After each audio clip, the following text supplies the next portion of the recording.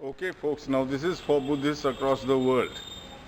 I am going to show you a video of all the places connected to the so-called Sravasti. Actually, it is Garethi. Prasenjit Raja's country is Garethi.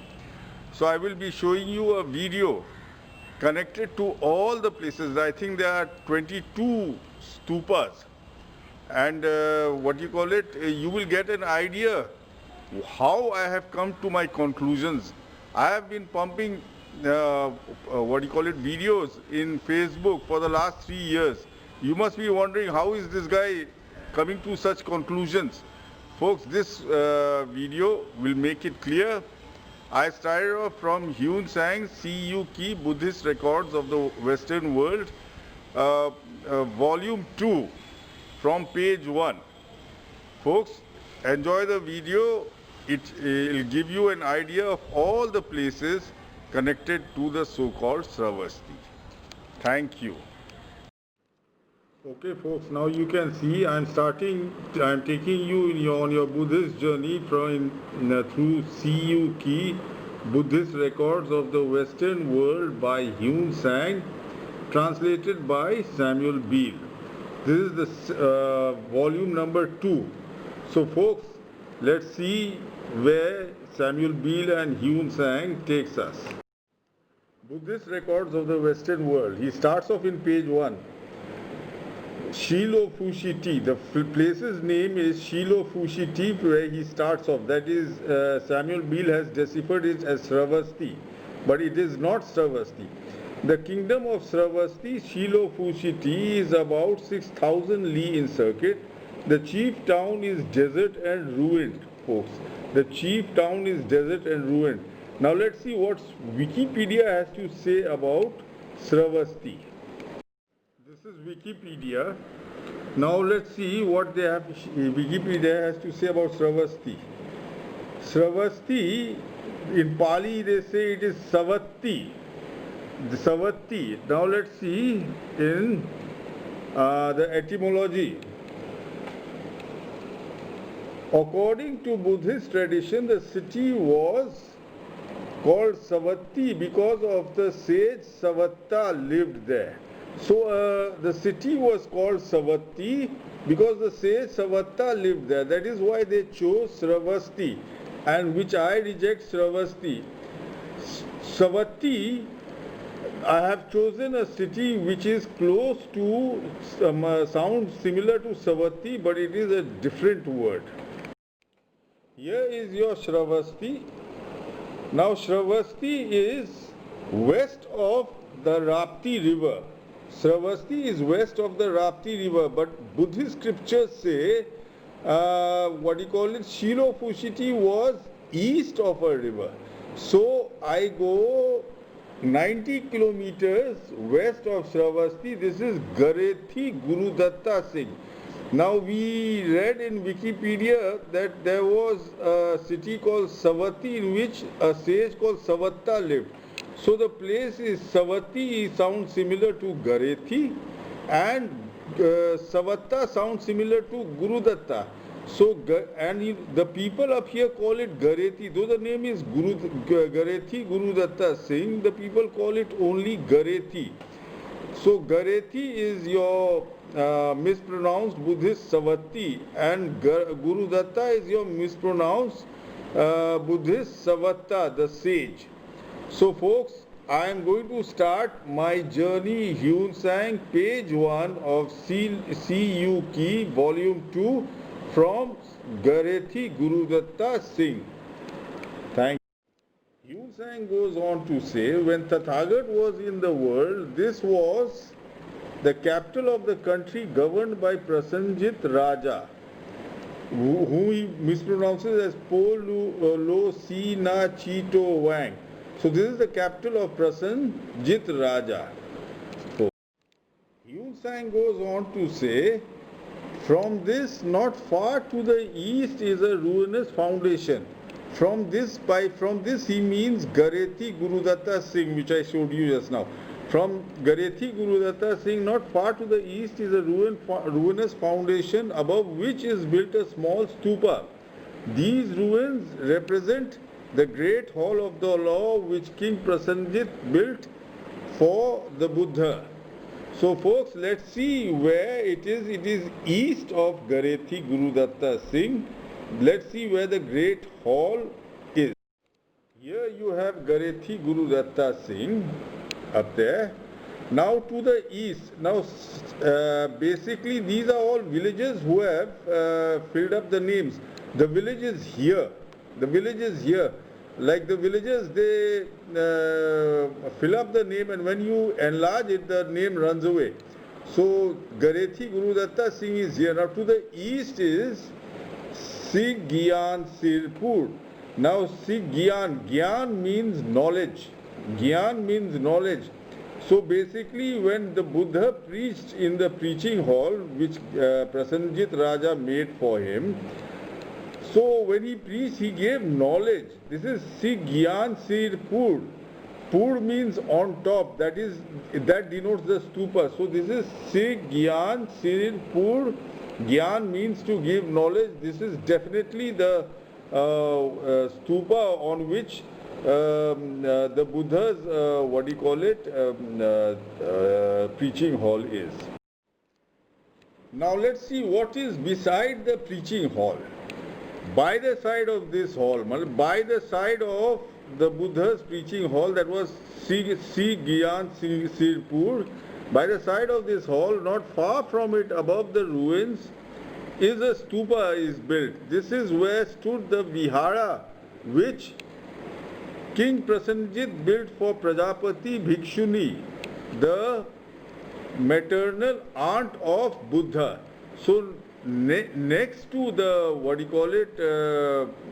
preaching hall which Prasenjit Raja made for the Buddha, there is Prajapati Gautami's Bhikshuni's Sangrama which King Prasenjit Raja made for, and now she is the maternal aunt of the Buddha.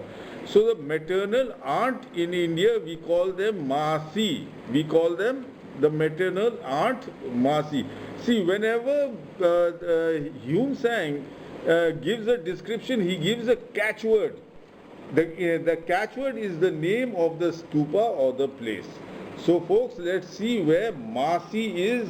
Masi is maternal aunt.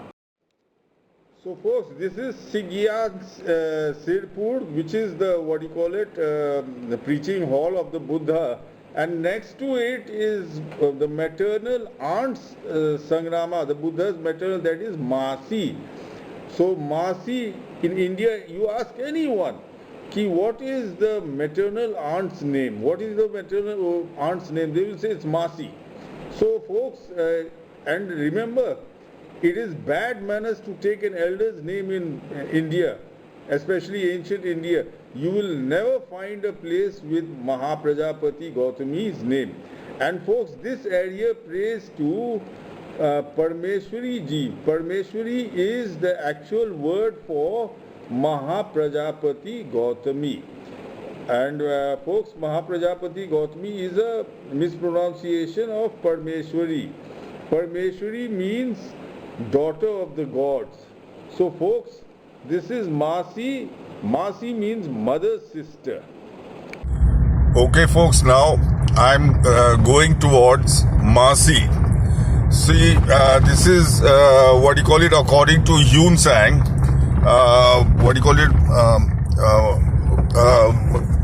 Prajapati, Mahaprajapati Gautami's, the Buddha's aunts, Sangrama wasn't in Sravasti. The historians have wrongly positioned it in Saket Mahe. Basically, the village name is Masi. Masi means mother sister. In ancient in India and plus today also, we don't take our ancestors' names. We don't take our parents' names. So basically, Masi means mother's sister. That is Prajapati Gautami's home. I will be videographing Anguli Mal's stupa, which is a village called Sankalp. And then, I will be videographing the places where Kukali and Chancha went into hell for slandering the Buddha, and Devdatpur, where Devdat went into hell for slandering the Buddha, folks. So give me the best of luck, folks. Give me the best of luck. Okay, now this is namaste to all the Buddhists across the world. Folks, I am standing on, I am standing on Masi Stupa. Masi Stupa, this is the spot which marks the Sangrama of Prajapati Gautami, the Buddha's aunt. Folks, and I'm going to see where that small bus is. That is the highest point of the stupa. And see, the road goes down. This road is right on top of the stupa, folks. And see, that road goes up and then it goes down again. So this is Masi. This is in the country of Garethi Gurudatta Singh, which they what do you call it? The historians took it for Savarsti.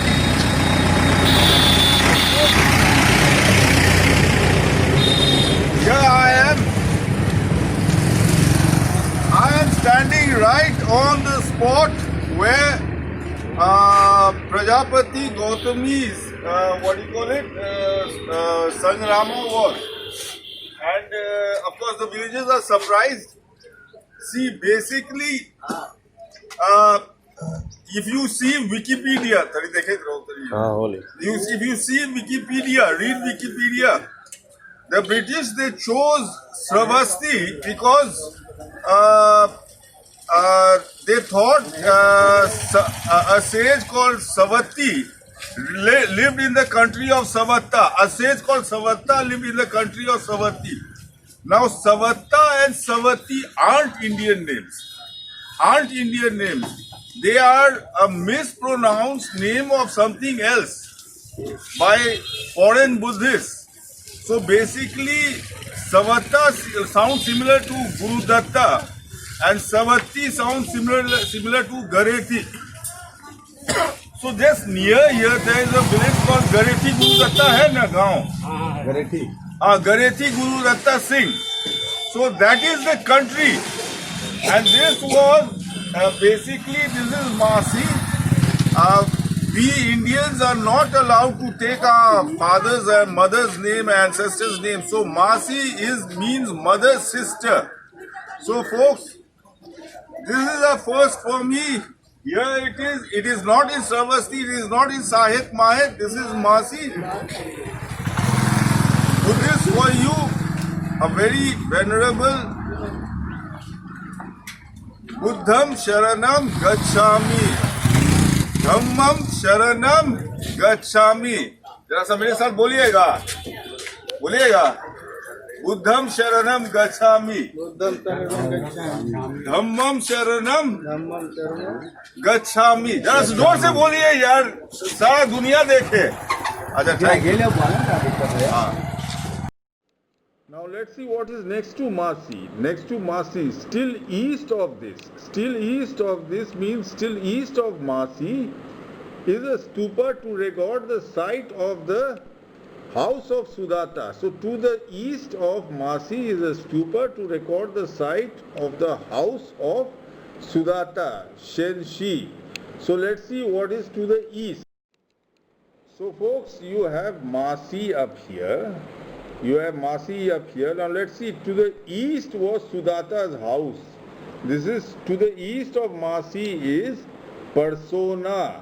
So Sudatta is a mispronunciation of Sohna. Per means on top and this denotes a stupa. Per means on top, that it denotes a stupa. So Sohna is the original word of Sudatta. You see Masi up here, east of Mahaprajapati Sangrama, Gautami Sangrama is Sudatta's house, that is Persona. Folks, so this is your Sudatta's house, his original name is Sohna. Okay folks, now I am going to Banjaria and Persona. Banjaria is the place where the Buddha looked after and nourished the sick man who had no one to look after him. And from there I will be going to Parsona. That is, Sona is Sudatta, the minister of this country who bought the, what do you call it, Jetavan for the Buddha. And then after that I will be going to Sankalp. So this road is going to Sankalp, which is the stupa where this Angulimal attacked the Buddha, and the Buddha confronted him and converted him, folks. Thank you.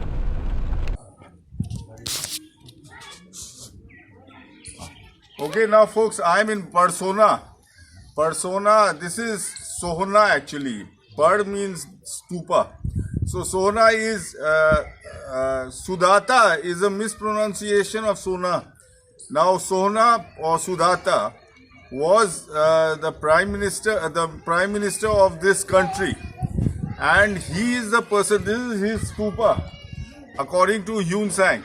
Now he is the person who bought the Jetavan from the king for the Buddha, and he is supposed to have covered the entire ground with gold coins. So folks, you can see the stupa goes down, gradual down, incline, and we have climbed up, and you can see the stupa goes down over there again.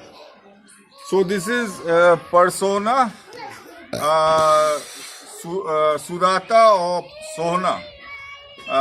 Sudatta is actually a foreign Buddhist mispronunciation of Sohna, and it is next to Masi. It is exactly between Masi and Sankalp. Sankalp is Angulimal's stupa where he attacked the Buddha.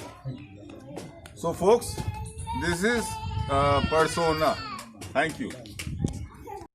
Now let's see what is next to Sudatta's house. By the side of the house of Sudatta is a great stupa.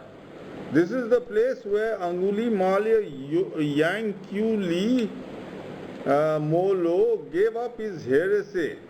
The Angulimalyas are the unlucky caste. So this person, he was supposed to kill his mother. The man in question wished to kill his mother to complete the number of fingers when the Lord of the world, Buddha, moved by pity, went by him to convert him. Beholding the Lord from far, the Angulimalya rejoicing said, "Now I shall be born in heaven." Our former teacher declared that whoever injures a Buddha or kills his mother ought to be born in the Brahma heaven. So folks, this is Angulimal stupa is supposed to be next to Sudatta's house. By the side of the house of Sudatta is a great stupa. This is the place where Angulimalya attacked the Buddha. Now let's see. You have Masi up here, Mahaprajapati Gautami Sangrama, then you have Parsona, that is Sudatta's house, and east of that you have Sankalp. Sankalp means promise. This is where Angulimalya attacked the Buddha, and the Buddha stood his ground and moved cautiously towards him, and Buddha converted him on the spot, and Angulimalya swore. Angulimalya promised. Promise means Sankalp. His nickname was Sankalp. Now Angulimalya became a very big person in the Buddhist story. So you will never find a stupa with his name. It is bad manners taking elders' names in India, especially ancient India. So you will get his name according to his deed. His deed was he made a promise and he lived up to the promise. So his name was Sankalp. So this is Angulimalya stupa exactly east of Sudatta's house, folks. So I showed you Garethi Gurudatta Singh's Gyan Sirpur, where the Buddha preached. Masi Mahaprajapati Sangrama, Persona Sudata's house, and Sankalp, that is Angulimal's stupa where he attacked the Buddha. So you see how systematically Hyun Sang has gone. From there, Garethi, he goes southeast to Sigyan Sirpur, and then south to Masi, and then he goes east and east. Now he has finished this area. Now he goes south to the Jeta one. Now let's see what CU Ki Hyun Sang has to say about the Jeta one. Now Hyun Sang goes back from that side, from Angulimal Stupa to the city. To the south of the city, 5 or 6 li is the Jeta one. Now 5 or 6 li is around 1.5 kilometers. So south of the city, 1.5 kilometers is Jeta one. This is where Anatha Pindada Kikuto, he mispronounces it as Kukuto Sudata, the chief minister of Prasenjit Raja, built for Buddha a vihara. There was a great Sangrama here formerly, now all is in ruins. So the Jeta one is called Kikuto.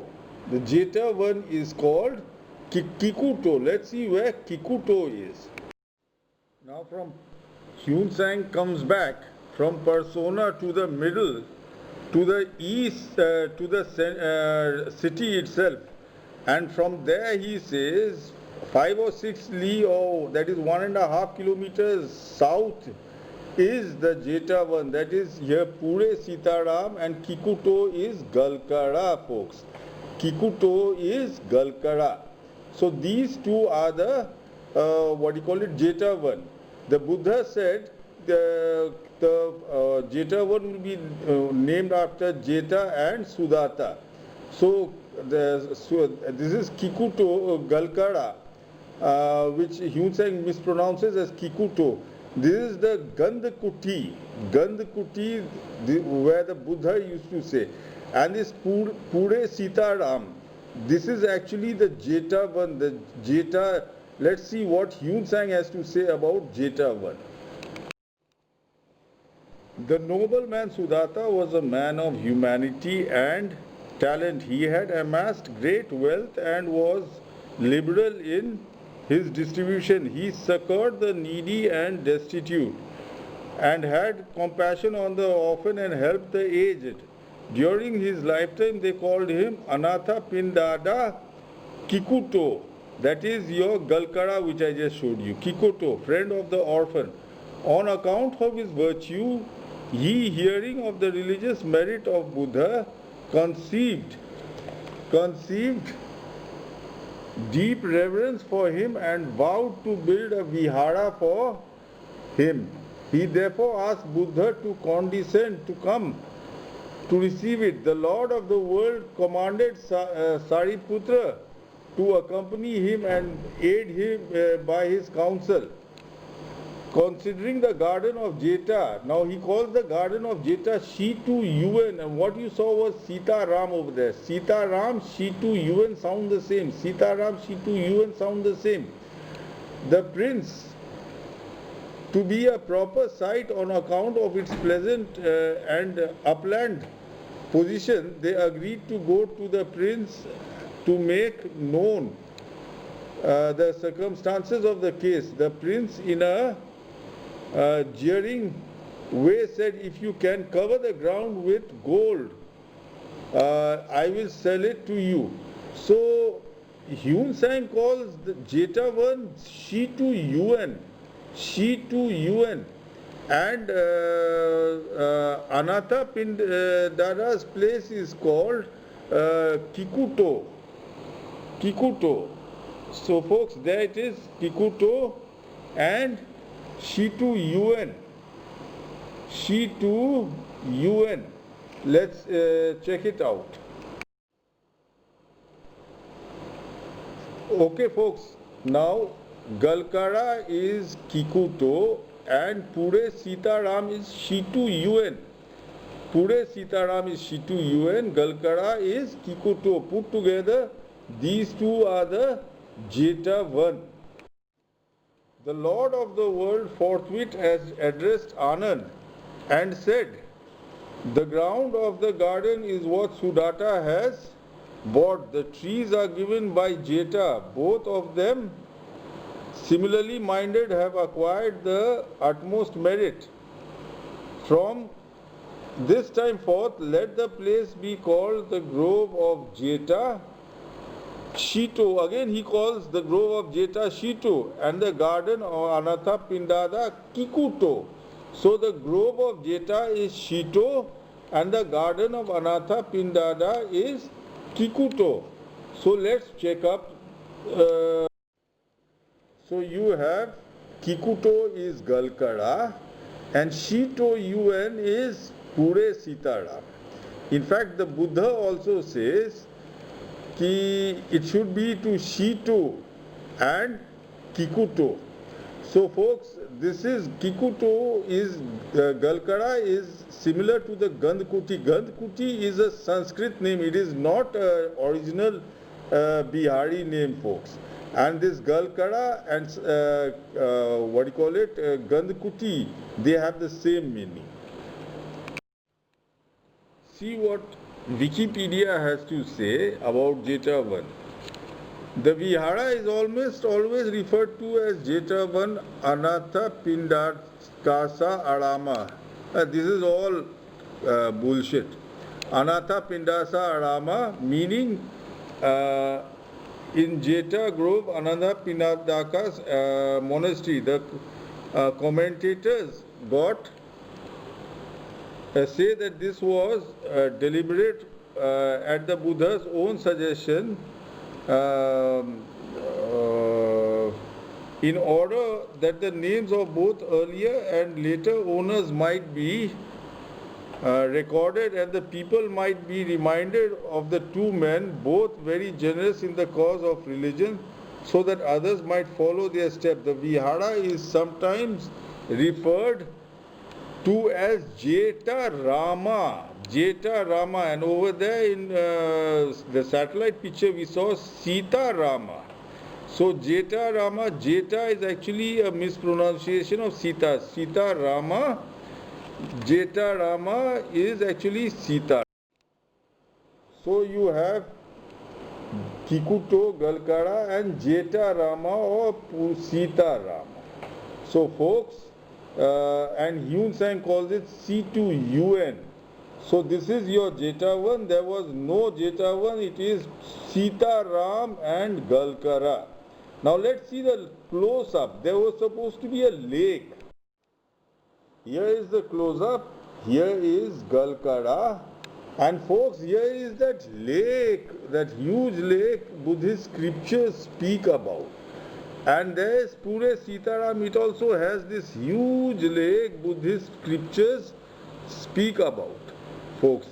Pure Sitaram, and it has that mango grove. You can see a mango grove here.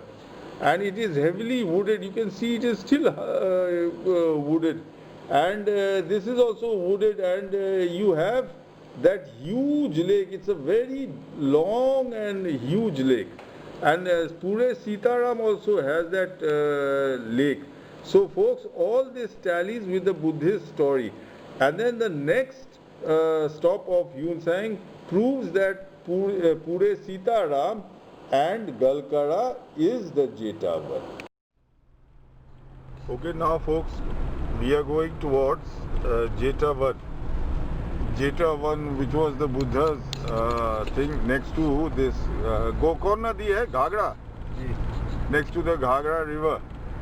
So I'm on my way. I've left Masi, which is the stupa marking the spot where Mahaprajapati Gautami's Sangrama was. So now we are going towards Galkada. That is the Jetavan, which Jeta gave to the Buddha, and which Sona or Sudatta bought with a lot of gold for the Buddha. Basically, Galkada is GA for Gandhkoti. The Gandhkoti was the house of incense in which the Buddha used to stay. And Ka is for Kosambi. So GA is for for Gandhkoti, and Ka is for Kosambi. Its name wasn't Jetavan, folks. People must have called it Jetavan, and Jetavan must be another foreign Buddhist mispronunciation of the original name. So we are going to Galkada. Okay, folks, the village you see over there, behind this sugarcane field, is there. That village is your Jetavan. This is Galkada, your Jetavan. Chalo, So we are approaching your Jetavan. Thank you. This is Galkada. So we are still on Galkada. See, it's all high ground. The village is all on high mud mound. This is your Jetavan, folks. We are passing your Jetavan. Jetavan is a foreign Buddhist mispronunciation, or that name has gone extinct. It is Galkada. GA for Gull, which is Gandhkoti, and K for Kosambi. So basically, see, this is the village, and see, there is a lake this side. There is a lake, and this is all high ground. It's on a stupa. Okay, now folks, we are in Galkada. Galkada means Gaka. Ga is for Gandhkoti, Kutir. That was the Buddha's house. And Ka is for Kosambi. There were two houses up here. Gandhkoti, the Buddha's house, and Kosambi, made by Prasenjit Raja. So basically, Galkada is short form of Gaka, Galkada. So this is your Gandhkoti. Somewhere here, it's on high ground. There is a lake before it. This is an ancient lake, and the river Ghagra is just behind. This is your Jetavan, which Sudata or Sona, which I showed you the village. Sudata, he covered the entire ground with gold and bought it from the king of this area, from Prasenjit. So this is your Jetavan. The name Jetavan, they must have called it, and Jetavan must be a foreign Buddhist mispronunciation. Anyway, this is Galkada. This is the Jetavan which the people are talking about. The Buddhists are searching. This is Gandhkoti, is where the Buddha used to live. And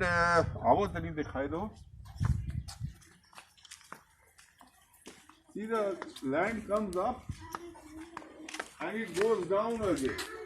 So basically, this is sort of this is a stupa. It goes down that side. In the fields over there.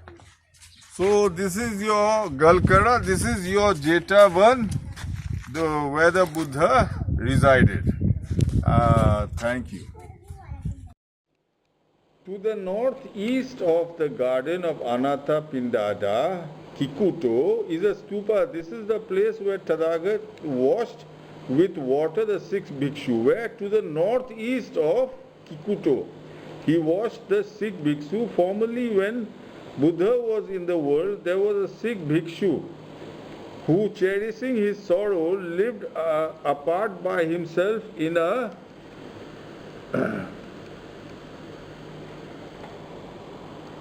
solitary place. The Buddha of the world, seeing him, inquired, "What is your affliction living thus by yourself?" He answered, "My natural disposition being a careless one and an idle one, I had no patience to look on a man sick."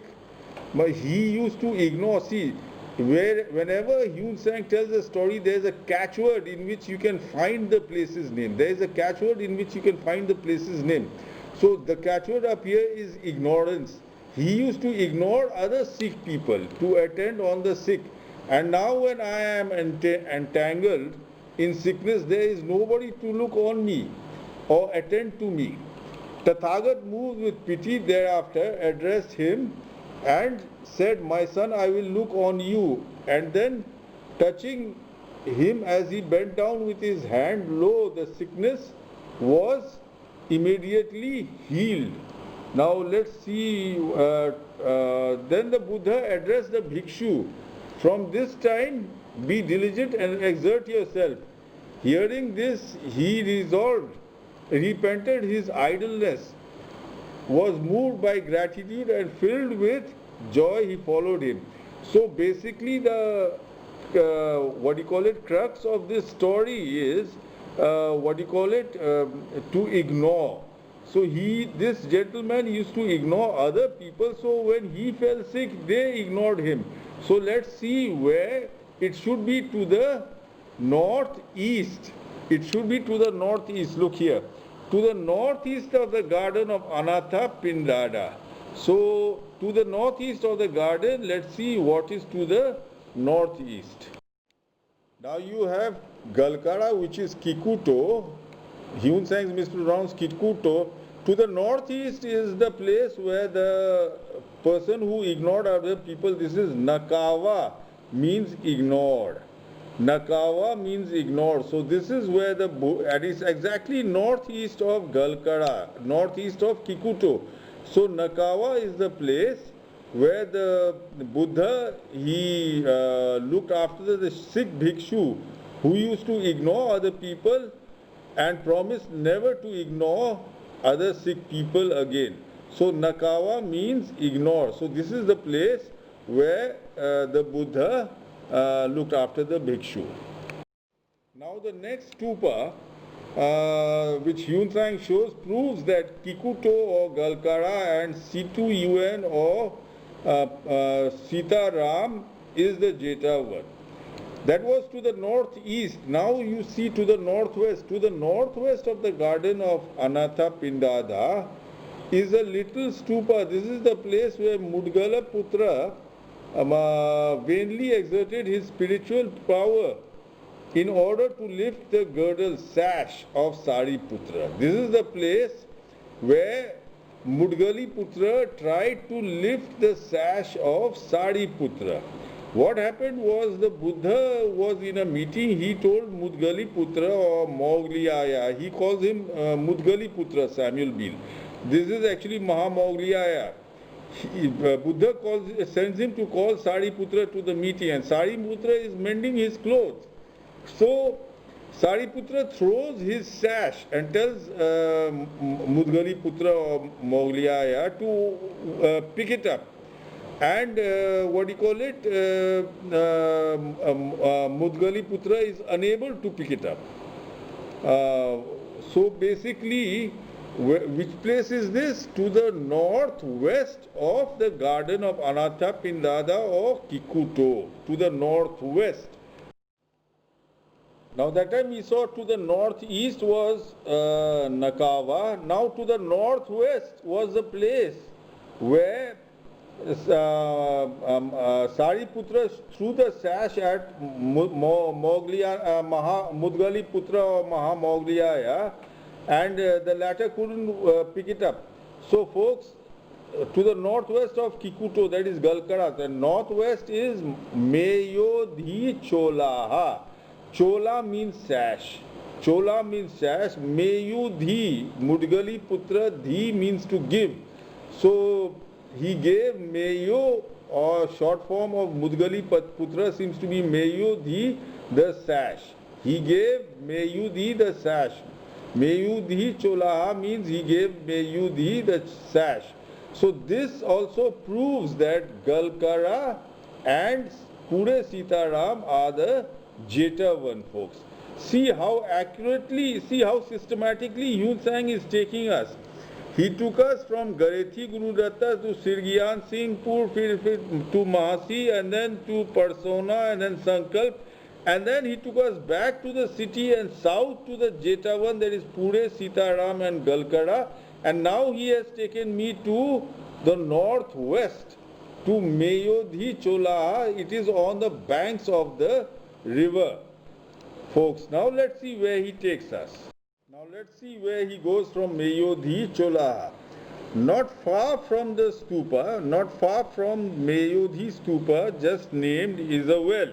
There is a well not far from Mayodhi stupa. Tathagat, when in this world, drew from this well for his personal use. By the side of it is a stupa which was built by Ashoka Raja. In it are some sariras of Tathagat. Here also are spots where there are traces of walking to and fro and preaching the law. So folks, there are two stupas. One is where the well was, where Tathagat drew water himself. And next to it was a Buddha relic stupa built by Ashoka, King Ashoka. So first let's see where the well is. And it is next to Mayodhi Cholaha. So you have your Pure Sitaram Galkara and you have your Mayodhi Cholaha. Next to it is a well. Well, this is Agraura Dubaha. He used to pull water himself. Agraura means himself. Agraura means himself. Agra. Agraura means himself, and Dubaha means a well. Dubaha, you have Dubna. Dubna means to sink something in the water. Dubaha, to sink something in the water and give it. Ha means to give. So this is the well, Agraura Dubaha, next to Mayodhi Cholaha. Now next to this is an Ashokan stupa with the Buddha relics. That is Pure Basti Gaderiya. Gadri is relics. Gadri is relics. So next to the well, Agraura Dubaha, Agraura means himself, and Dubaha means to pull out water himself. And is Pure Basti Gaderiya. Gaderiya is relics. This is the Ashokan Buddha relic stupa of Prasannajit Raja's country, folks. Now let's see. Yun Sang has wrapped up this area now. See, he has systematically taken me to Nakawa. He has shown me Pure Sitaram, Galkara. He has shown us the lakes. And now he has taken me to Mayodhi Cholaha and then Agraura Dubaha and then the Ashokan Buddha relic stupa. Now from here he jumps north, around 25 kilometers north, folks, to where Devdutt died. So folks, let's see what Siyuki Yun Sang has to say. Folks, I left out one stupa. Before going north, he shows us one more stupa south of Galkara or Kikuto. Not far behind the Sangrama of Anatha Pindada, that is Kikuto or Galkara, is the place where the Brahmacharis killed a courtesan in order to lay the charge of. There was one more stupa before he goes north. That is behind Kikuto or Galkara. Not far behind the Sangrama of Anatha Pindada, that is Kikuto or Galkara, is the place where the Buddha Brahmacharis killed a courtesan in order to lay the charge of murdering her on Buddha, in order to slander him. Now Tathagat was possessed of the tenfold powers without fear, perfectly wise, honored by men and devas, reverenced by saints and sages. Then the heretics consulting together said, we must devise some evil about him that he may slander him before the congregation. Accordingly, they allured and bribed this courtesan to come, as it were, to hear Buddha preach. And then the congregation having knowledge of the fact that her presence, they took her and secretly killed her and buried her body beside a tree. So this was behind the Galkada or Kikuto. So folks, let's see where they murdered the courtesan. So here you have your Galkada again, Kikuto, Anatha Pindada's thing. Now south of that, behind it, see, the river is here. So when he talks of behind, everyone approaches the Jetavan from front, from the north. So behind it, Jetavan is Aurahi. Aurahi means lady. Aurahi means lady. This is where those people murdered that lady. So folks, south of Galkada, Yun Sang says south of, behind the Jetavan. Behind the Jetavan, this is behind the Jetavan as it is between the river and Galkada. So that is Aurahi. Aurahi means a woman, and this woman was murdered here. The prostitute was murdered here. Now that you have seen where the woman who wanted to slander the Buddha died, from that area, from that Kikuto or Galkada area, Yun Sang now jumps 25 kilometers north, and he starts dealing, from there he starts moving south. So here you have, to the east of the Sangrama, 100 paces or so, is a large and deep ditch. This is where Devdutt, having plotted to kill Buddha with some poisonous medicine, fell down into hell. Devdutt fell down into hell. This is where he died. Devdutt was the son of Dronodana Raja. Having applied himself for 12 years with earnestness, he was unable to recite 80,000 verses from the treasury of the law. So he was jealous of the Buddha and he was always trying to kill the Buddha. So folks, this is where he died. Now, where to the east of the Sangrama, 100 paces or so, is a large and deep ditch. This is where Devdutt, having plotted to kill Buddha with some poisonous medicine, fell down into hell. So this is where he died. Now let's see where Devdutt died. Devdutt. So this is your Pure Sitaram and Galkada, which is your Jetavan or Jetaram or whatever it is. Then here is Aurahi where the girl was murdered. He jumps 25 kilometers northeast to Devduttpur. Devduttpur was residing up here. Devdutt was residing up here, and this is where he prepared himself to poison the Buddha, and this is where he died. See, you notice something. Basically, you have all the spots of Jetavan and all this area. The Devdutt doesn't come here to reside here. When he comes to plot to kill the Buddha, he doesn't stay in this area, neither does he stay in Masi area. Neither does he stay here. He stays outside this jurisdiction, because he is the villain of the Buddha story. He is the villain, so he stays outside. See, the placing of the place is correct. And this is where he dies, folks. And the next stupas, Jani Jot and Gadwa, proves that Devduttpur is the place where the Devdutt died. Okay, folks, now I have come to Devduttpur. See the board up here. It says Devduttpur. And the village is here. This is where Devdutt, who was always trying to kill the Buddha, fell down into hell. कहाँ है गांव? गांव ये सामने दिख रहा है। Okay. गांव में चल। हाँ, चलिए. So folks, this is Devduttpur. That is the village over there amongst those trees. This is where Devdutt, the Buddha's cousin, who always was trying to kill him, fell down into hell. Now folks, this is the great place. This is Devduttpur, the name of Lord Buddha's cousin Devdutt. see that motorcycle coming up.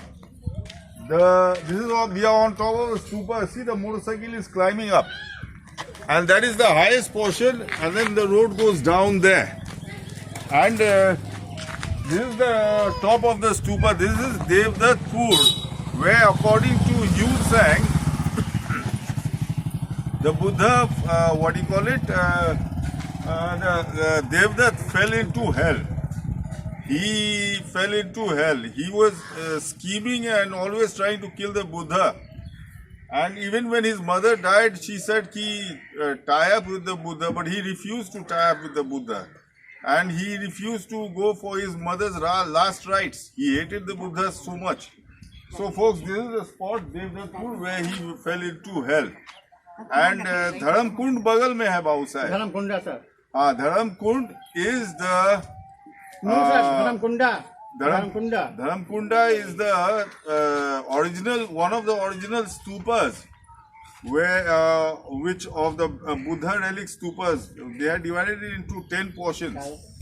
So this Dharam Kunda is Raja Prasenjit's share. It is just close by. Thank you, folks. This is Devdutt. Now let's see where he goes from Devdutt, the place where Devdutt died. To the south of this again, of this is where Devdutt died, that is Devdutt Pur, which I showed you. To the south of Devdutt, Devdutt Pur, again there is a great ditch where Kukali the Bhikshuni slandered Tathagat and went down alive into hell.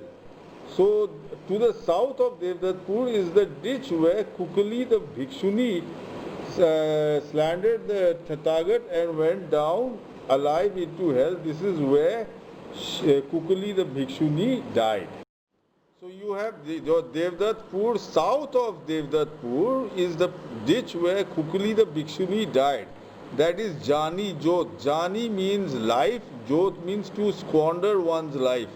Jani Jot means to squander one's life. This is where Kukali the Bhikshuni died. Now the next stupa, Gadwa, proves that Jani Jot is the place where Kukali the Bhikshuni died. Number one, it tallies with Yun Sang. He says it is south of Devdutt, where Devdutt died. That is Jani Jot is exactly, you can see, south of Devdutt Pur. So folks, this is where Kukali the Bhikshuni died.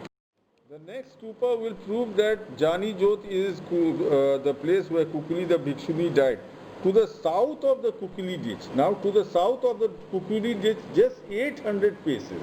800 paces, 2000 feet. So to the south of the Kukali ditch, just 2000 feet, is a large and deep ditch. Chancha, the daughter of a Brahman, culminated Tathagat and here went down alive into hell. Now Chancha was a Brahman's daughter. She put a pillow in her stomach as though she was pregnant, and she claimed it was the Buddha's child. And a rat opens the string and the pillow falls down and she is caught red-handed. This is where she fell down and died, and it is just 2000 feet, 800 paces, 2000 feet behind the below the to the south of the Kukali ditch. To the south of the Kukali ditch. The Kukali ditch was Jani Jot. Now let's see, to the south is Gadwa. Gadwa means ditch. Gadwa means ditch. So this is where Chancha, the Brahman's daughter, died. To the south, and basically, folks, check out the video. What you call it? This is the places are quite, the names have popped up quite far away. It is exactly 2000 feet away from each other, both these stupas. So this is where Kukali died, this is where Chancha, the Brahman's daughter, died. Now let's see where he goes. Now from here he goes east to Baldi, a place called Baldi Purva. Let's see what Siyuki has to say. Okay folks, now we are going to Jani Jot, where the Bhikshuni tried to slander the Buddha. She slandered the Buddha, And it was here that in Jani Jot that she fell down into hell. So I am going towards Jani Jot, folks. Now, folks, I just showed you Gadwa. This is Gadwa, where Chancha, the Brahman's daughter, she put a pillow in her stomach and said, tried to slander the Buddha by saying that it was the Buddha's child, that he had physical relationship with her. But suddenly, by mistake, the pillow from her stomach fell down and she got caught red-handed. And Gadwa means ditch. This is the ditch in which she fell down into hell. So that is where Chancha, the Brahman's daughter, fell down into hell. Now look at this board here. This village is Jani Jot. Jani Jot means to lose your life. This is where the Bhikshuni slandered the Buddha and she fell down into hell according to Yun Sang. So this is where the Bhikshuni slandered the Buddha and she fell down into hell.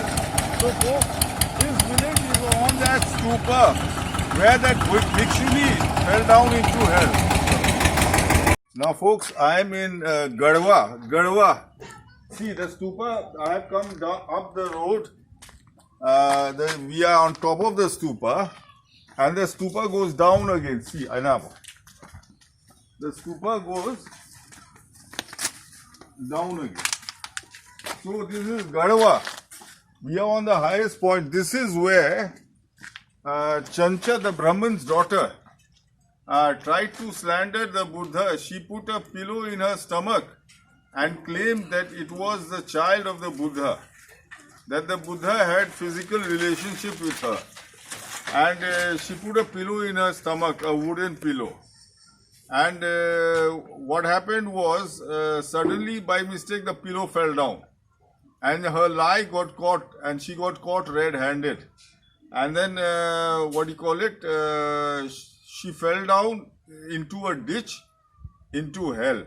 Now, Gadwa means ditch. So this is somewhere there would be a ditch up here. Should be a ditch up here. Anyway, this is the stupa. We are right on top of the stupa.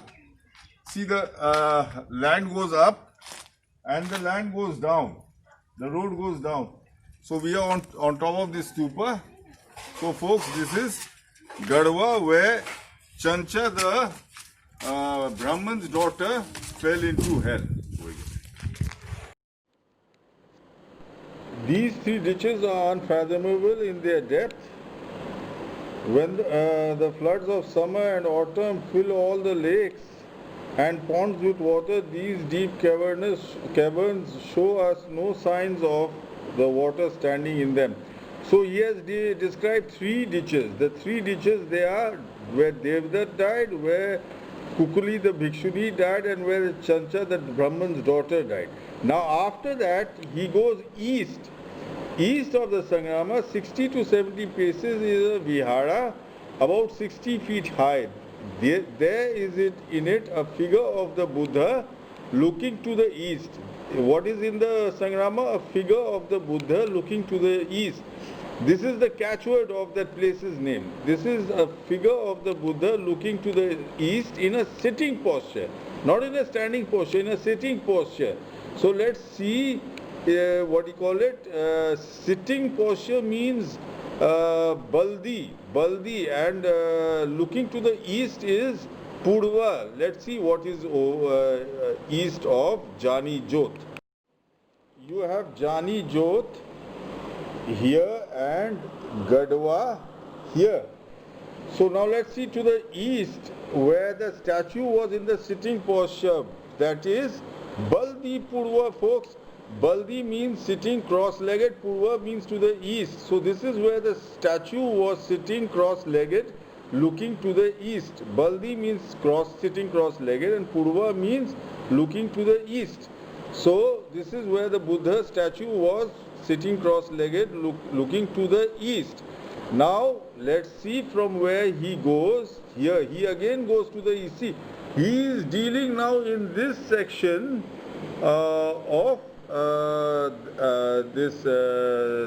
so-called the rail Sravasti. Let's see where he goes from Baldi Purva.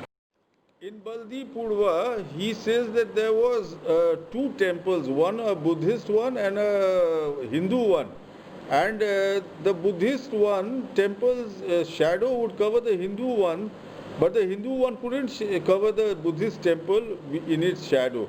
Anyway, from there he goes, from Baldi Purva, he goes 3 or 4 li to the east, that is 1 kilometer to the east of the vihara, of which covers with its shadow is a stupa. This is where Sariputra discussed with the heretics, and he debated with them, and he made them lose in the debate. So this is where Sariputra discussed with the heretics, that is 3 or 4 leagues to the east of Baldi Purva. Now let's see where that is. See, this is Baldi Purva.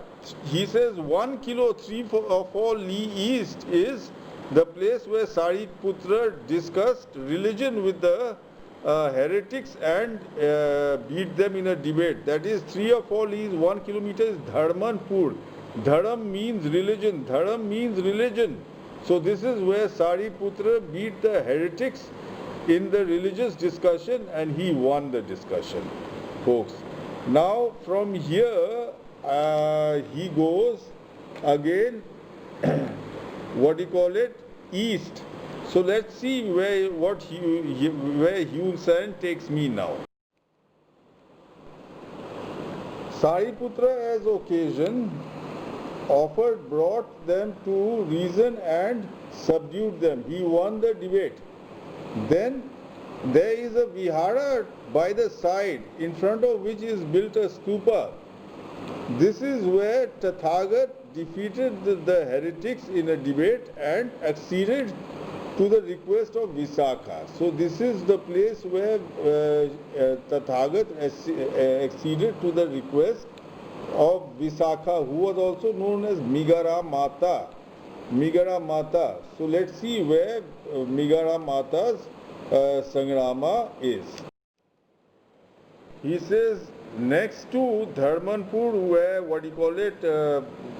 Sariputra defeated the heretics, is the place where Buddha defeated the heretics and acceded to Visakha's wish. This is, I have pinpointed Murao Purva. Basically, why I will let's read what Wikipedia has to say about Visakha. This is the place where Visakha made her Sangrama for the Buddha. Now let's see why I have chosen Murao Purva as Visakha's Sangrama. As Visakha prepared to begin the construction of the monastery, she requested the Buddha to stay in Savatthi for the construction. However, the Buddha needed her and oversee the construction, and needed to teach elsewhere, and let her choose a monk to stay with her for the construction. Visakha chose Moggallana, the Buddha's disciple, foremost in psychic power, to stay with her and oversee the construction. Thanks to Moggallana's oversight and use of psychic powers to aid with the construction, the 2-story temple was built in 9 months. The temple was known as Pubarama Monastery, often referred as Migara Mata Pusada. Basically, her name was Migara Mata because her father-in-law gave her that name. Now that Sangrama was known as Pubarama or Migarama Pasada. Now Murao Purva sounds similar to Migarama Puspasada. Purva sounds similar to Pubarama. Purva sounds similar to Pubarama, and Migarama Pusada sounds similar to Murao Purva. Folks, see the satellite picture.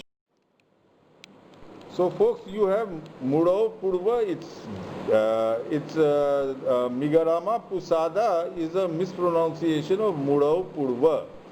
Pusada is a mispronunciation of Purva. Mudao Purva is Migarama Pusada is a mispronunciation of Mudao Purva.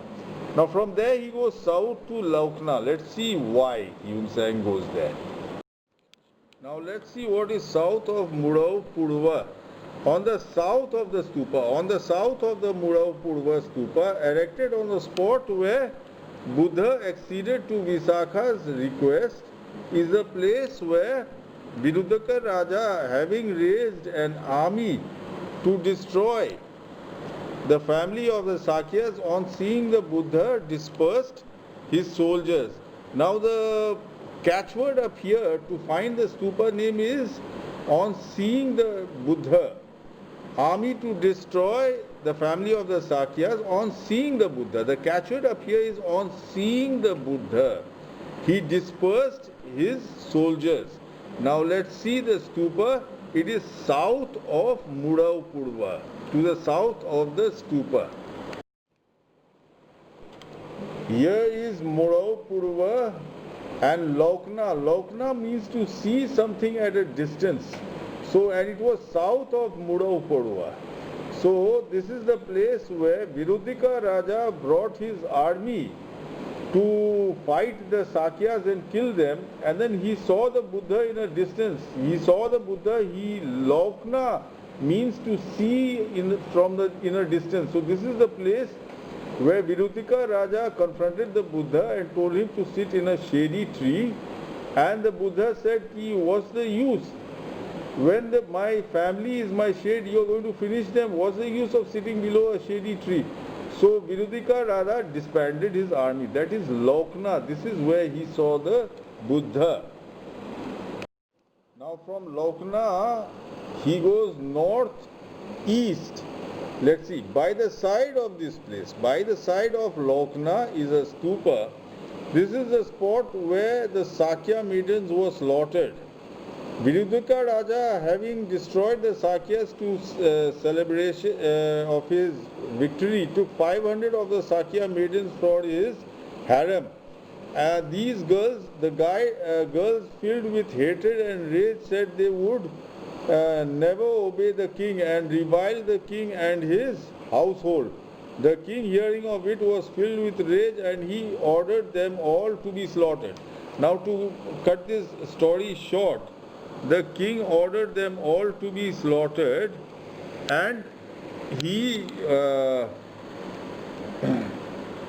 the Buddha heard about this, and by his secret power of insight, having beheld their pain, the Sakya maidens' pain and agony, the Buddha bade a bhikshu take his garment and go to preach the most profound doctrine to the Sakya girls. This on the bonds of 5 desires, the misery of transmigration in the evil ways, the pain of separation between loved ones, and the long period of birth and death. Then the Sakya maidens, having heard the instructions of the Buddha, put away the defilement of sense and removed all pollutions and obtained the parity of the eyes of the law. Then they died and were all born in heaven. So the Sakya maidens, they were murdered and they were born in heaven. So the Buddha, he made them pray so that they were forgiven for all their deeds. Let's see where they were forgiven for all their deeds. Folks, you have Mudao Purva here, Laukna here, northeast.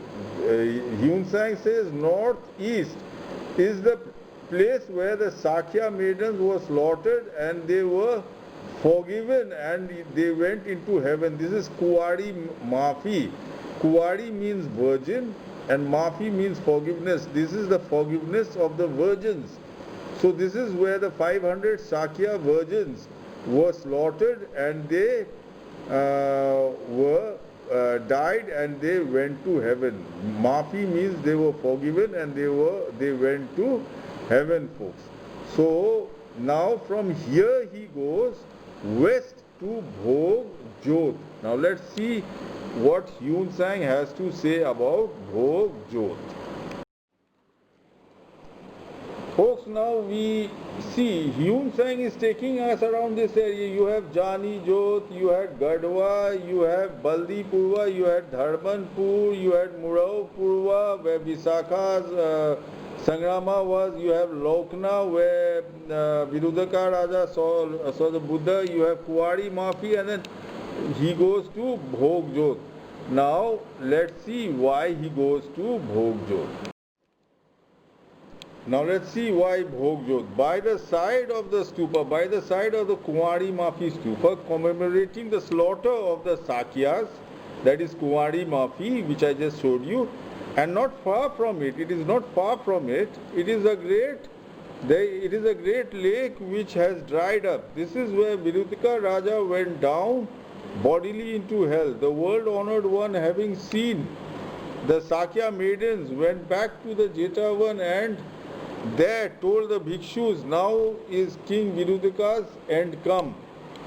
After 7 days interval, a fire will come forth to burn up the king. The king, learning the prediction, was very frightened and alarmed. On the 7th day he was rejoiced that no harm had come, and in order to gratify himself he ordered the women of his palace to go to the lake, and there he spotted with them on its shores, strolling here and there with music and drinking. Still, however, he feared lest fire should burst out. Suddenly, whilst he was on the pure waters of the lake, the waves divided and flames burst forth and consumed the little boat in which he was, and the king himself went down politely into the lowest hell, there to suffer torments. Now up here he is on a boat on a lake. Now the catchword up here for this story is wine, woman and song. See, he goes to the lake and he brings the woman and spotted them with his on the shores. The woman of his palace to go to the lake. See, so it was a case of wine, woman and song. He brings the woman. That is what Bhog means. Bhog Jot means to lose your life enjoying yourself. Now let's see where it is. It is next to where by the side of the place where the slaughter of the Sakya maidens took place. So this is Kuwari Maafi where the Sakya maidens were slaughtered. So this is Bhog Jot. By the side of this where the Sakya maidens were slaughtered is Bhog Jot. Bhog means wine, woman and song. So he was enjoying wine, woman and song when he died. Now there is a variation to this story. The Mahayana Buddhists, Hyun Sang says the boat was burnt and the lake dried up and he was burnt up in the lake. But the Theravada Buddhists say that he was burnt up in his palace. So whatever it is, the place, this is the spot, Bhog Jot, where Virudhaka Raja died. Now, to the northwest of this the Sangrama, which Sangrama? There is Bhog Jot where Virudhaka Raja died. To the northwest of that, where the Virudhaka Raja died, 3 or 4 li, that is 1 kilometer, we come to the forest of obtaining site. This is the Andhavan was. This is the Andhavan, and where are vestiges of Tadhagat who walked here and exercised, and the place where various holy persons have engaged in profound meditation. In all these places, they have posts with inscriptions or stupas. Formerly there was in this country a band of 500 robbers who roamed about through the towns and villages and pillaged the border of the country. Prasenjit Raja, having seized them all, caused their eyes to be put out. This is the Andha one. And abandoned them in the midst of a dark forest. The robbers, racked with pain, sought compassion as they invoked Buddha. At this time, Tathagat was in the Vihara of the Jetavan, and hearing their piteous cries, he was moved to compassion and caused a soft wind to blow gently from the snowy mountains and bring with it some medicinal herbs, which filled up the cavity of their eye sockets. They immediately recovered their sight, and to the Lord of the world was standing before them. Arriving at the heart of wisdom, they rejoiced and worshipped. Fixing their walking staves on the ground, they departed. This was how they took root and grew. This is the Andha one, folks. This is where the 500 robbers were blinded by Prasenjit Raja. So let's see where the Andha one was. According to Hyun Sang, it was to the northwest of the Sangrama where Prasenjit Raja died. To the northwest of Virudika Raja died. So let's see where the Sangrama northwest is. This is Bhog Jot, folks. Now this is Bhog Jot, and northwest, slightly northwest. Basically, Jot is down here, folks. So slightly northwest is Teria. Teria means cockeyed, folks. This is your Andha one. This is where that Sotapani, Brahman, who made Kassapa Buddha's stupa died. He was murdered by the robbers. Up here there were a lot of rapes of nuns took place, murder of people took place. Finally, Prasenjit Raja got fed up and he blinded 500 robbers. But the Buddha felt sorry for them and they got back some of their eyesight. Teriya means cockeyed. So these people weren't fully restored. Their eyesight wasn't fully restored. They were cockeyed.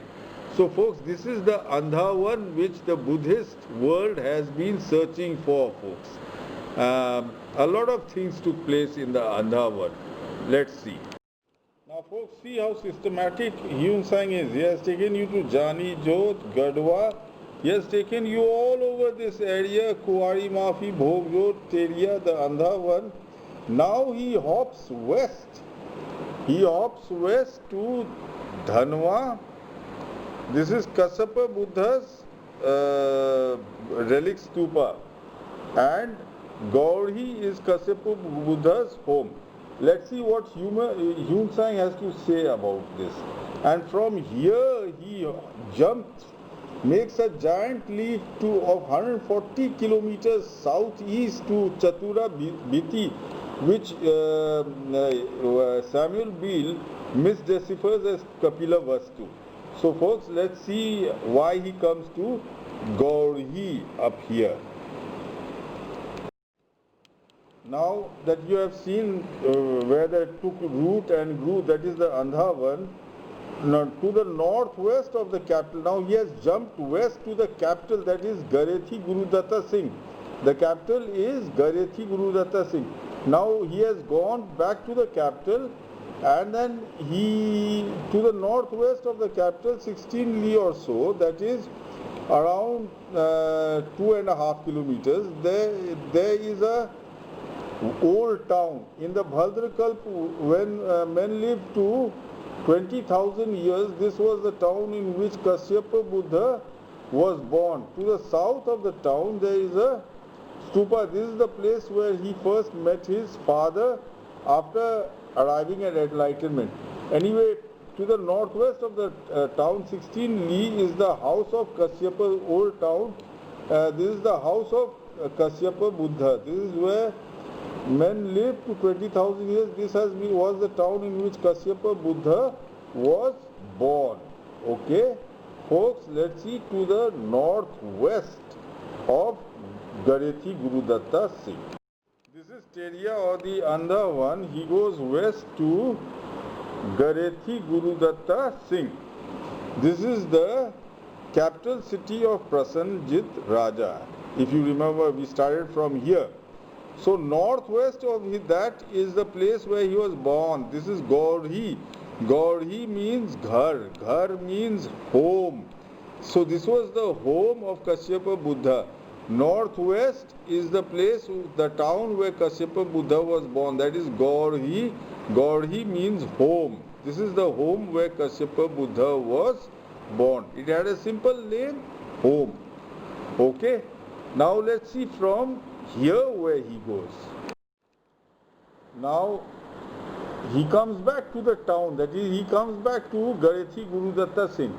To the north of the town is a stupa which contains the relics of the entire body of Kashyapa Buddha. To the north of the town is the stupa which contains the relics of the entire body of Kashyapa Buddha.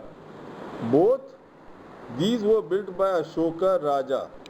From this point, he going southeast 500 li or so. 500 li is 140 kilometers. He goes southeast.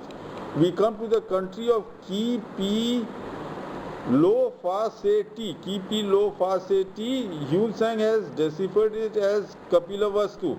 Now this is Samuel Beal has deciphered it as Kapila Vastu. Folks, this city never existed. This is a concoction of Samuel Beal. He thought Kipi Lo Fa Se Ti was Kapila Vastu. Sounded like Kapila Vastu. When this city never existed, no one has found it yet. So basically I have deciphered it as Kipi Lo Fa. Chatura Se Ti is Bhiti. Chatura Bhiti, that is King Sudhodana's country. So folks, now let's see where Kashyapa Buddha's relic stupa is. Now from Garethi Gurudatta Singh, he goes north to Kashyapa Buddha's relic stupa. Now the story about Kashyapa Buddha's relic stupa is a Sotapa Brahman. He needed a lot of money to make that Kashyapa Buddha's relic stupa. So he went around begging for money. He went around begging for money and he sent back the money, and a lot of money. In fact, Mahakashyapa also put a gold brick in that. So a lot of money involved, folks. North of Garethi Gurudatta Singh is Dhanwa. Dhanwa means a lot of money, a lot of wealth. So this is Kashyapa Buddha's relic stupa, which was made with a lot of wealth, folks. And from here he jumps 140 li southeast to Chatura Bhiti, which Hyun Sang mispronounces as Kipi So Fa Se Ti, and Samuel Beal deciphers it as Kapila Vastu, and Nepal is trying to claim that place. So folks, I will show you Hyun Sang's Kipi So Fa Se Ti, which is Chatura Bhiti. Now that we have seen Garethi Gurudatta Singh and all the places, Masi and all around it, now let's compare it with what the historians show us of Shravasti. So there is Shravasti. Let us enlarge the picture a bit so that we get the other places. So here is your Shravasti. Now Hyun Sang says south of the capital city. Now supposing Shravasti is the capital city according to the British and Indian historians, south of the capital city 5 leagues or 1.5 kilometers is the Jetavana, and up here the Jetavana they have placed it north. And number 2, I have shown you that the Jetavana is not the name. The name is Sita Ram, and basically Jetavana was Galkara and Sita Ram. And then you have Sahet, Mahet. Sahet is not in Buddhist scriptures. It is just a couple of villages up here which had some archaeological ruins, and they said ki we propose that this is Mahaprajapati Gautami Sangrama and thing. So basically what I have shown you in Garethi is all names. Where are the names up here? In Shravasti there are no names. Jeta, Van, Sahet, Mahet. That too, Sahet, Mahet is north of Shravasti. When, according to Hyun and what I showed you, Mahaprajapati Gautami's and Angulimal's stupa were east of the capital city. Up here it is in the north. So nothing up here tallies according to Hyun Sang. Nothing tallies according to Hyun Sang. So we can finally conclude that Shravasti isn't the real place where Angulimal Stupa was and Mahaprajapati Gautami's Sangrama was and the Jetavan was. The real place is in, folks, Garethi. Garethi Gurudatta Singh. And there's Masi. Thank you, folks. I hope I have made myself clear. I have placed my divider, look folks, at 50 kilometers distance. At 50 kilometers distance, let's see, from here you have Dhanwa and here you have Chaturabhiti. So let's see, 50 kilometers, 500 leaves, 140 kilometers. Let's see his accuracy. That is 50 kilometers, 100 kilometers, 140 kilometers, folks. 150 kilometers is a further. Chaturabhiti is exactly 140 kilometers. See, again, I'll do it again. 50, 100, 140 kilometers, folks. Chaturabhiti. See how accurate Hyun Sang is. Unique at a distance of 40 kilometers. He lands at his key piece so far CT, which is Samuel built deciphered as Kapilavastu. It is Chatura Bhiti. This is your Sudhodana Raja's country. This is the Buddha's country. You will find 22 stupas up here, folks. So that was Kashyapa Buddha's stupa, and this is Sudhodana Raja's country. So in my next video I will be dealing with this area. Now folks, I am passing Shravasti, and you can see the top of the pagoda. See that golden top of the pagoda. So basically I am passing Shravasti. The sad part of this is a sad part of jihad, which people don't realize. Till now, the Buddhist religion is floundering in India, and they still haven't found the real spots. Now this is Shravasti. Why did the British historians choose Shravasti? Because the name sounded similar to Savatta Savatti. Now I read in Wikipedia that according to Wikipedia, a sage called Savatta lived in Savatti. A sage called Savatta lived in Savatti. Now basically, Savatta and Savatti are not Indian names. They are Indian sounding words. But they aren't Indian words. Any Indian will tell you they aren't Indian words. Now it has been, and the historians have passed it off as ancient words. No. See, beautiful monasteries by foreign countries built in the wrong spot. Look at this. Beautiful monasteries built by foreign countries built in the wrong spot. Now I am going to Bahraich, to the rail, to Angulimal Stupa, to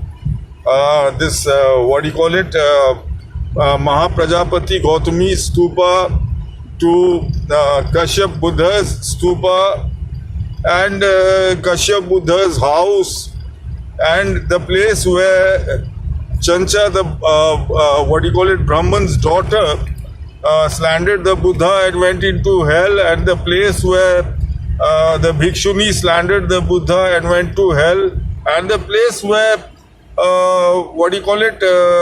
Brahmdatta went into hell. And basically I have found the